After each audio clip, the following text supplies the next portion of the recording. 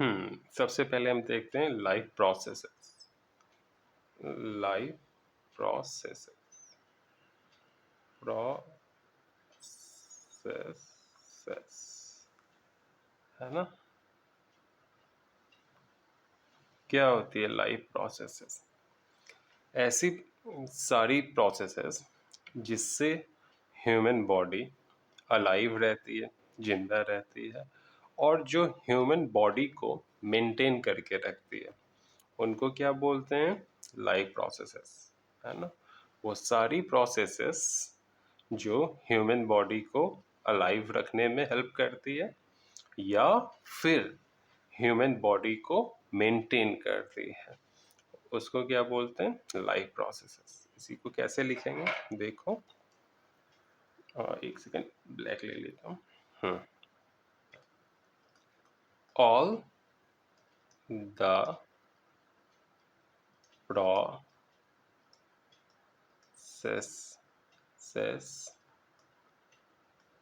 which together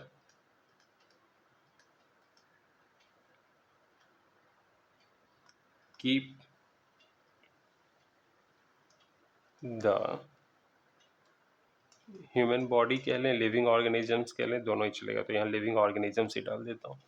which keep the living organisms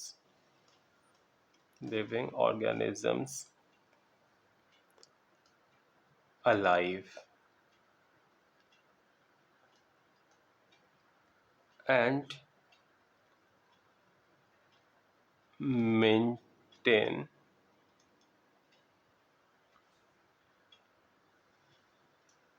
the living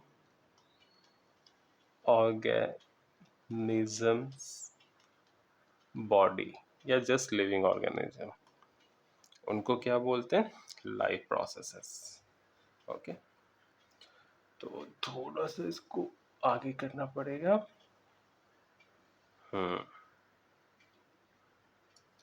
अभी देखो life processes में क्या आता है। रेड लेनी चाहिए। Life processes,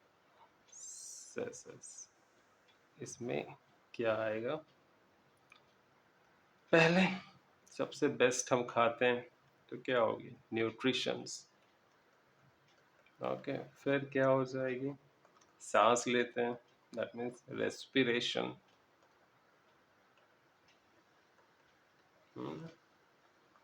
third,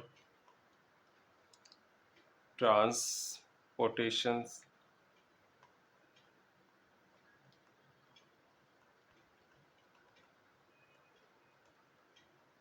and fourth, excretion. तो ये सारे क्या है? लाइफ प्रोसेसेस है, बहुत ही इंपॉर्टेंट है एक लिविंग बॉडी को सरवाइव करने के लिए। तो सबसे पहले हम न्यूट्रिशंस को डील करेंगे। तो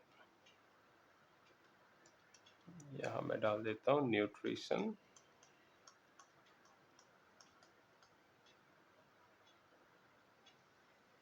तो न्यूट्रिशंस है क्या? ये बेसिकली है फूड से न्यूट्रिएंट्स लेने की प्रोसेस, है ना। तो इसको क्या बोलोगे? The process of taking nutrients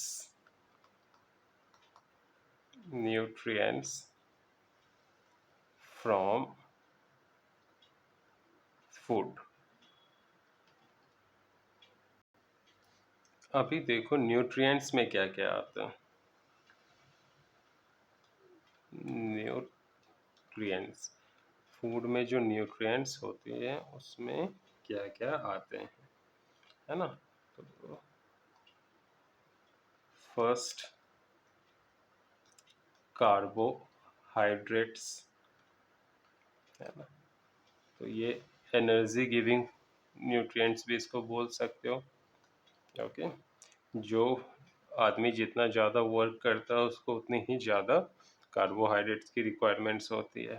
खास करके जो माउंटेनियर्स होते हैं ना, जो माउंटेन्स पे क्लाइंब करते हैं, वो कार्बोहाइड्रेट रिच फूड लेते हैं। फिर आते हैं फैट्स। फैट्स क्या करती है? ये एनर्जी स्टोर करके रखती है, ओके, और बॉडी को इंसुलेशन प्रोवाइड करती है, ठीक है, बॉडी के अंदर हीट लॉस ना कर जाए, है ना, हीट को प्रोटेक्ट करके प्रिजर्व करके कौन रखती है? फैट्स। तीसरी न्यूट्रिएंट्स जो है वो क्या है? प्रोटीन्स। प्रोटीन्स को बॉडी बिल्डिंग न्यूट्रिएंट्स भी बोलते हैं, ओके। फिर अब vitamins, okay, vitamins basically enzymes होते हैं, है ना। उसके बाद आ जाओ मिनरल्स, ओके। फॉर एग्जांपल आपकी टीथ में क्या होती है? कैल्शियम होती है, ओके। हमारे बॉडी में आयोडीन की भी रिक्वायरमेंट होती है, क्लियर। एंड मिनरल्स के बाद रफेज,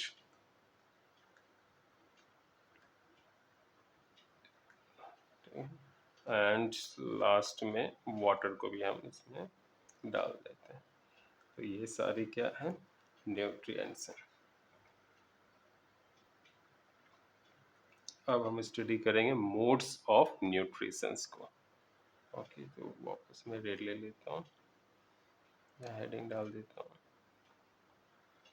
मोड्स ऑफ न्यूट्रिशंस। किस तरीके से न्यूट्रिएंट आप लेते हो, है ना, उसी को क्या बोलते हैं? Modes of nutritions. तो देखो कितनी होती है? दो होती है, ओके। फर्स्ट, पहला क्या है? Autotrophic mode, autotrophic mode. दूसरा मोड क्या है? Heterotrophic mode.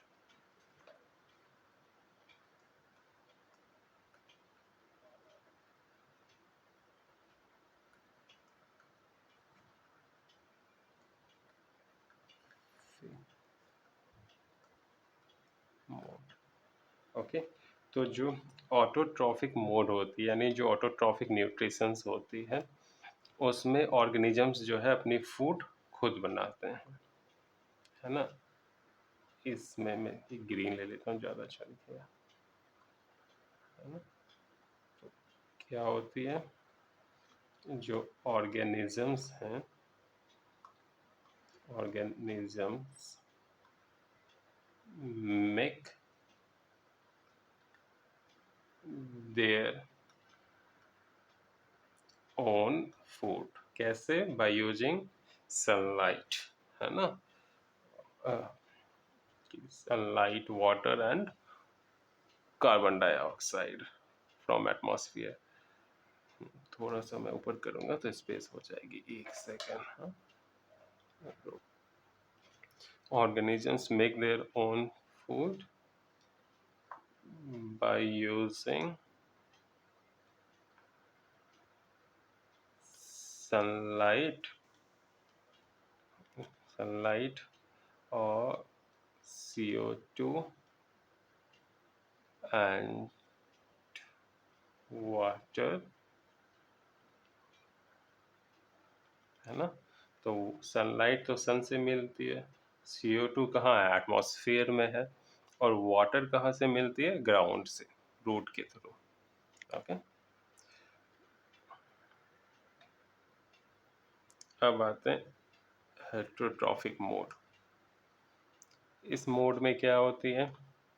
जो ऑर्गेनिजम्स होते हैं, ऑर्गेनिजम्स,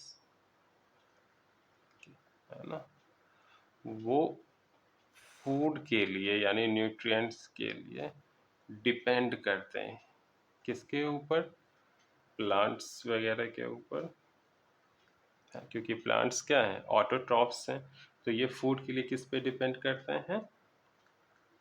ऑटोट्रॉफ ट्रॉप्स के ऊपर, है ना, या फिर दूसरे हेट्रोट्रॉप्स, समझ में आया, एनिमल्स के ऊपर, एनिमल। क्लियर हो गया। फिर से हम इस चीज़ को रिवाइज करते हैं। प्लांट्स क्या है, ऑटोट्रॉप्स हैं, क्योंकि वो अपनी फूड खुद बनाते हैं, है ना। और हम क्या हैं, ह्यूमन बीइंग, या फिर एलिफेंट ले लें या टाइगर ले लें, हम क्या हैं, हेट्रोट्रॉप। हेट्रोट्रॉप्स क्या करती है, फूड के लिए ऑटोट्रॉप पे डिपेंड करती है या फिर किसी दूसरे हेट्रोट्रॉप एनिमल्स के ऊपर डिपेंड करती है। ओके, तो अमीबा क्या है, अमीबा भी हेट्रोट्रॉफ है, यानी अपनी न्यूट्रिशंस के लिए दूसरे के ऊपर डिपेंड करती है ना।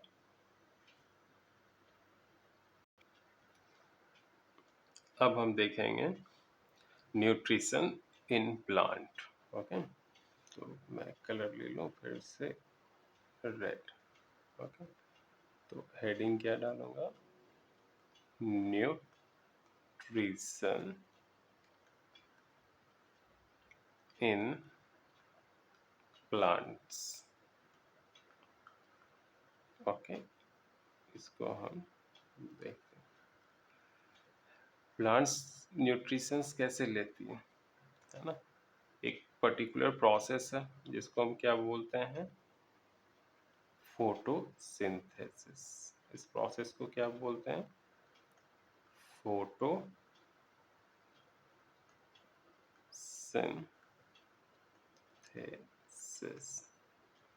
देखो, फोटो वर्ड किससे बनी है, फोटोन। फोटोन, फोटोन का मतलब क्या होता है, light. I repeat, photo word कहाँ से आई है, फोटोन से, जिसका मतलब क्या होता है, लाइट। सिंथेसिस का मतलब होता है बनाना, तो ये लाइट से क्या बनाती है, अपनी फूड, है ना। इसलिए इस प्रोसेस को क्या बोलते हैं, फोटोसिंथेसिस। देखो, प्लांट्स में, देखो जो प्लांट्स होते हैं ना, उनकी लीव्स में क्या होती है, एक पिगमेंट होती है जिसको हम बोलते हैं क्लोरोफिल। Okay, chlorophyll. ये क्लोरोफिल क्या करती है, सनलाइट एब्जॉर्ब करके रखती है। क्लियर हो गया। मैं फिर से रिपीट कर देता हूँ, प्लांट्स की लीव्स में या जो भी ग्रीनी लेयर होते हैं, ग्रीनी एरिया होते हैं, वहाँ पे क्लोरोफिल होती है, और क्लोरोफिल क्या करती है, सनलाइट को ट्रैप करती है, एब्जॉर्ब करती है। ओके, फिर प्लांट जो है सॉइल से क्या लेती है, वाटर। प्लांट वाटर कहाँ से लेती है, सॉइल से। ठीक है, ठीक है। और एटमॉस्फेयर में क्या है, कार्बन डाइऑक्साइड है ना। हम, तो प्लांट की चारों तरफ क्या है, हवा है, गैसेस हैं, उसमें क्या होती है, कार्बन डाइऑक्साइड। तो प्लांट्स क्या करती है, एटमॉस्फेयर से कार्बन डाइऑक्साइड लेती है, रूट की हेल्प से सॉइल से क्या अब्जॉर्ब करती है, वाटर, और प्लांट्स में खुद क्या होती है, क्लोरोफिल, जिससे वे सनलाइट को अब्जॉर्ब करते हैं। ओके, तो इन तीनों का यूज करके प्लांट्स क्या बनाती है, कार्बोहाइड्रेट। ओके, मैं फिर से रिपीट कर देता हूँ, प्लांट कार्बन डाइऑक्साइड, वाटर और सनलाइट का यूज करके क्या बनाती है, कार्बोहाइड्रेट, दैट मीन्स फूड। तो इसको अगर हम सिंपली लिखना चाहे तो इस तरह से लिख सकते हैं, प्लांट क्या लेती है, कार्बन डाइऑक्साइड, डाइऑक्साइड और वाटर, वाटर को H2O लिख देता हूँ। ठीक है, फिर यहाँ सनलाइट लेगी। ओके, और क्या बना देगी, carbohydrate, carbohydrate and oxygen.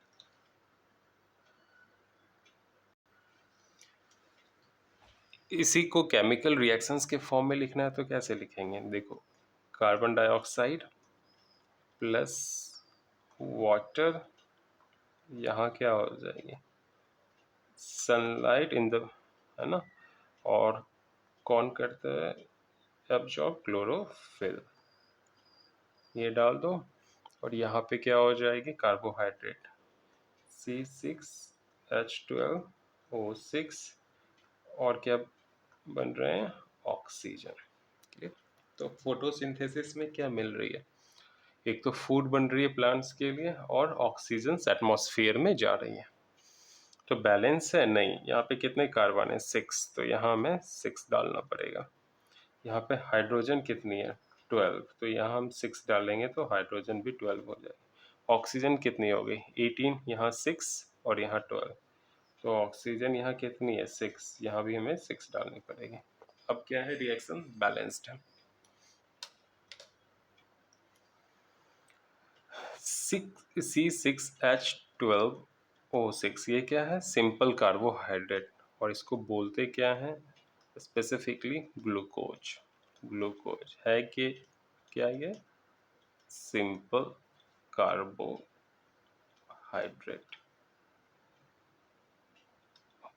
Okay, वापस है।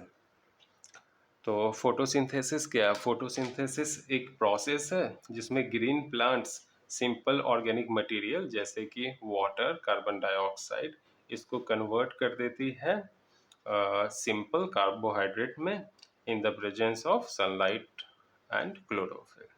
ओके,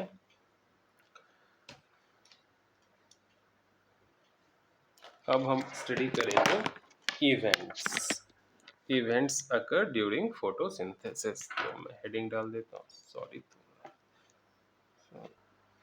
इवेंट्स अकर ड्यूरिंग फोटोसिंथेसिस, मैं यहाँ डाल देता हूँ इवेंट्स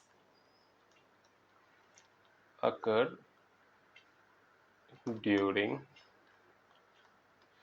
फोटोसिंथेसिस। इवेंट्स का मतलब क्या होता है, घटना, फेनोमेना, है ना।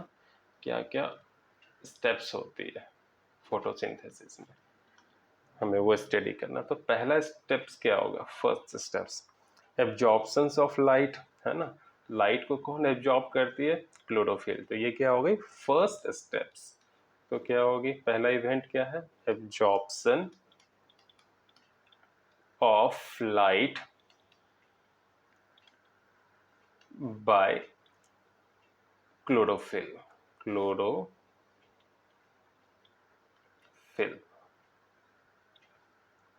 नेक्स्ट स्टेप, सेकेंड स्टेप क्या होगा, कन्वर्जन ऑफ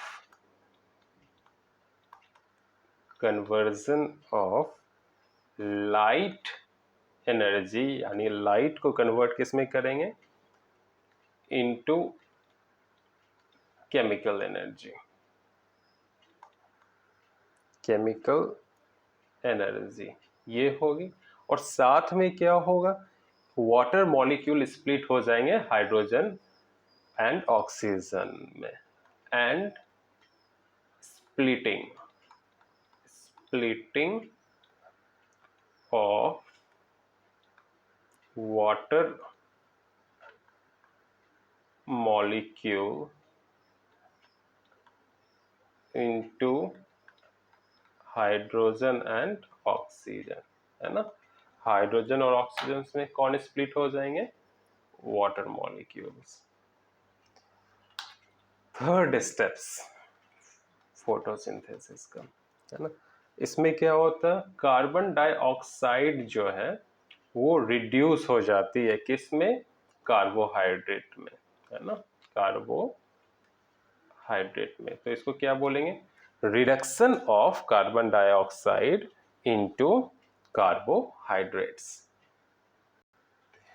देखो एक सिंपल सवाल मैं पूछता हूँ, क्लोरोफिल होता कहाँ, क्लोरोफिल बेसिकली लीफ में, है ना, सेल होती है, उसके अंदर क्या होता है, सेल के अंदर क्लोरोप्लास्ट होता है, सेल ऑर्गेनल्स, है ना।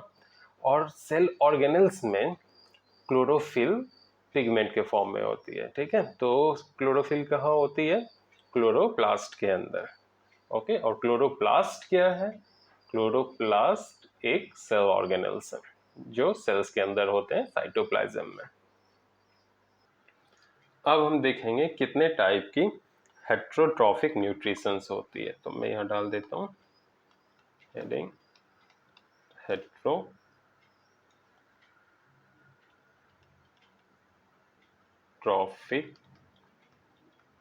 न्यूट्रिशन, है ना। देखो कितनी टाइप की होती है। फर्स्ट सेप्रोफाइट्स, है ना। सेकेंड, या सेप्रोफाइटिक न्यूट्रिशन ज्यादा अच्छा होता है। सेकेंड क्या होगा, parasitic nutrition. Third holozoic nutrition. Okay, तो हेट्रोट्रॉफिक न्यूट्रिशंस के ये 3 टाइप्स हैं। सेप्रोफाइटिक न्यूट्रिशंस के एग्जांपल्स क्या हैं? For bacteria, fungi. तो देखो, सेप्रोफाइटिक न्यूट्रिशन जो है वो ऐसी न्यूट्रिशंस है जिसमें जो ऑर्गेनिजम्स है ना, अपनी फूड कहाँ से लेते हैं? डेड मटेरियल से, यानी डेड ऑर्गेनिज्म से या डीकेइंग ऑर्गेनिज्म से।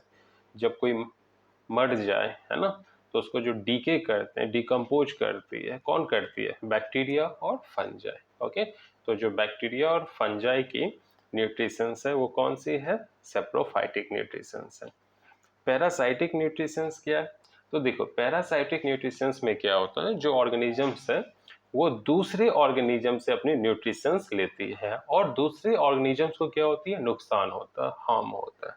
ठीक है, जैसे कि टेपवर्म और मस्क्यूटो, ये दोनों क्या करती है? अपनी न्यूट्रिशंस दूसरे ऑर्गेनिज्म से लेती है, लेकिन दूसरे ऑर्गेनिज्म को मारती नहीं है, किल नहीं करती है। क्लियर हो?